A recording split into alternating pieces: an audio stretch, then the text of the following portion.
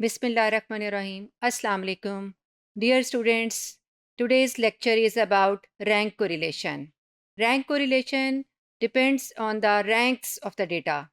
If data is not actually based on the numbers and of not of the quantitative type, interval or ratio scale, but of the ordinal scales. They are arranged in ascending or descending order. This is called the ordered data. So, rank correlation measures ordinal association. It's the relationship between the rankings of the orders, and it measures the degree of similarity between two rankings.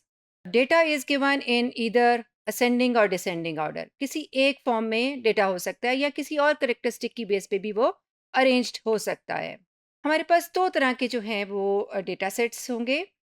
या तो वो repeated होते हैं observations या फिर non repeated. इसका मतलब ये है कि अगर ऑब्जर्वेशंस ऐसी हैं जो यूनिकली डिफाइन हुई हुई हैं, यानी कोई ऑब्जर्वेशन दो बार एग्जिस्ट नहीं करती, ठीक है, तो ये नॉन रिपीटेड होगा.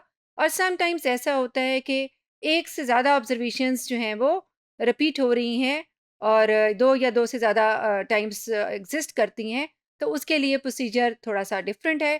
तो सबसे पहले हम देखेंगे नॉन रिपीटेड.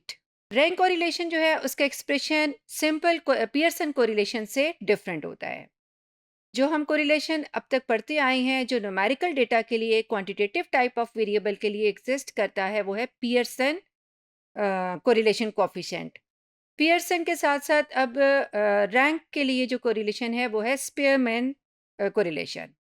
तो ये जो एक्सप्रेशन है ये स्पीयरमैन्स का है, ठीक है.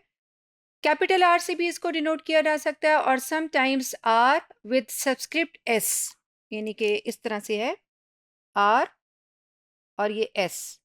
एस जो है वो इसका रैंक्स के लिए एस लिखा जाता है और समटाइम्स जो है वो आर आर भी यूज़ किया जाता है. कुछ बुक्स में इस तरह से भी होगा. तो कैपिटल आर से हमने इसको डिनोट किया है 1 minus 6 summation D square over N into N square minus 1. आपको ये तो बात पता ही है कि कोरिलेशन हमेशा जिन वेरिएबल्स के दरमियान में फाइंड आउट की जाती है वो पेयर्स में होते हैं. इसका मतलब है आपके पास n पेयर्स अवेलेबल होंगे. x और y का डेटा जो है वो अगर 7 है तो n की वैल्यू 7 होगी. 10 है तो x और y दोनों की वैल्यूज़ जो हैं वो 10 टाइम्स आ रही होंगी. तो n जो है वो आपका 10 होगा. तो n जो है वो नंबर ऑफ ऑब्जर्वेशंस को शो कर रहा है आपके पास. और d जो इसमें इंट्रोड्यूस हुआ है, d जो है वो एक्चुअली रैंक्स, पहले ओरिजिनल डेटा जो आपको एक्स वाई का गिवन होगा उसको किसी ऑर्डर में पहले कन्वर्ट करेंगे. वो ऑर्डर असेंडिंग डिसेंडिंग कुछ भी हो सकता है. उसको हम रैंक ऑफ एक्स और इसी तरह से वाई जो वेरिएबल है उसको रैंक ऑफ वाई, यानी एक्स वाई के पैरेलल दो और कॉलम इंट्रोड्यूस हो जाएंगे और उन कॉलम्स को हम कहेंगे rank of X and rank of Y.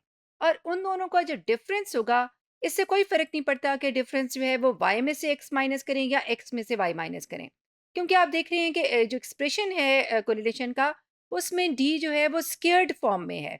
तो y में से x माइनस कर दें या x में से y, इवेंचुअली इसने जो है वो स्क्वेयर होना ही है. तो ये जो d है ये आपके पास रैंक्स का डिफरेंस है. तो इस तरह से ये हम इसको कैरी ऑन करेंगे.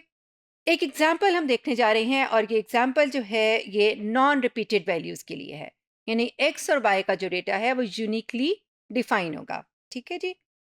इस टेबल में देखिए आप सबसे पहले कुछ स्टूडेंट्स दिए हुए हैं A B C D E F, यानी 6 स्टूडेंट्स दिए हुए हैं. तो आपका n जो है इस केस में वो 6 हो जाएगा. ठीक है जी. अब जो चीज़ गिवन है इस क्वेश्चन में वो है marks of statistics which are x and marks of English which are y. ये x और y जो है ये आपके गिवन दो कॉलम्स हैं. ठीक है. आपने इन दोनों की हेल्प से पहले रैंक्स डिफाइन करने हैं. तो देख लीजिए कि नेक्स्ट कॉलम जो x के साथ है आर एक्स, ये किसको शो कर रहा है? Ranks of x.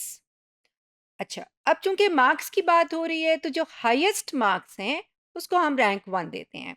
तो इसमें 10 जो है वो हाई नंबर है, तो इसको रैंक जो है वो आपने 1 असाइन कर दिया. उसके बाद सेकेंड हाईएस्ट जो है वो इसमें 8 है. ठीक है जी. तो 8 को कॉरेस्पॉन्डिंगली हमने क्या असाइन किया? 2.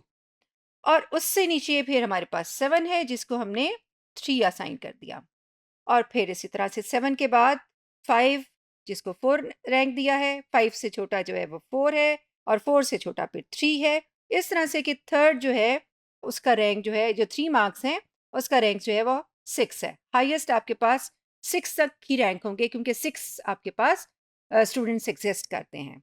ठीक है जी, अब आप देखिए सेकंड आर वाई का कॉलम हम इसमें कंप्यूट करने जा रहे हैं, और इसको हम इस तरह से लेंगे कि इसमें भी हाईएस्ट जो मार्क्स हैं वो ई स्टूडेंट के हैं, और वो कितने हैं 10। तो इसलिए हम इसको असाइन कर रहे हैं रैंक 1, और 10 के बाद सेकंड हाईएस्ट है 9 जिसको हम रैंक दे रहे हैं 2, और थर्ड हाईएस्ट है 7 जिसको रैंक दे रहे हैं हम 3, और इसी तरह से हम चलते जाएंगे। तो 4, 5 और 6 ये रैंक्स हमने इसमें असाइन कर दिए। अब आपने जो डिफरेंस लेना है, that difference is actually not the difference of actual marks but the difference of ranks. इसका मतलब है डी जो है वो आपके पास R X minus R Y होगा। ठीक है जी, तो आर एक्स की वैल्यू जो है वो यहाँ पर 2 आ रही है, ठीक है, और जो आर वाई की वैल्यू है वो आपकी 3 आ रही है। तो इसका आंसर जो है वो 1 आया हुआ है। एक्चुअली ये R Y minus R X किया हुआ है, और जैसे मैं आपको कह चुकी हूँ कि इससे कोई फर्क नहीं पड़ता। नेक्स्ट है आपके पास 6 माइनस 4, तो difference is 2। 5 minus 5, difference is 0। इस तरह से ये आपने सारा कंप्यूट कर लिया डी का कॉलम। फिर आपने डी का स्क्वायर लेना है। ठीक है जी, इन सब वैल्यूज के जब स्क्वायर हैं तो ये नेक्स्ट आपके पास जो कॉलम आ रहा है डी स्क्वायर का, वो स्क्वायर करने से आ रहा है, और इसका जो सम है समीशन डी स्क्वायर वो कितना आ रहा है 14। इस समीशन डी स्क्वायर को हम सब्स्टिट्यूट करेंगे अब आर के एक्सप्रेशन में। रैंक कोरिलेशन का एक्सप्रेशन है R 1 minus summation D square over N into N square minus 1। D square की वैल्यू जैसे कि हमने देखा कि वो 14 थी, इसमें सब्स्टिट्यूट कर दी।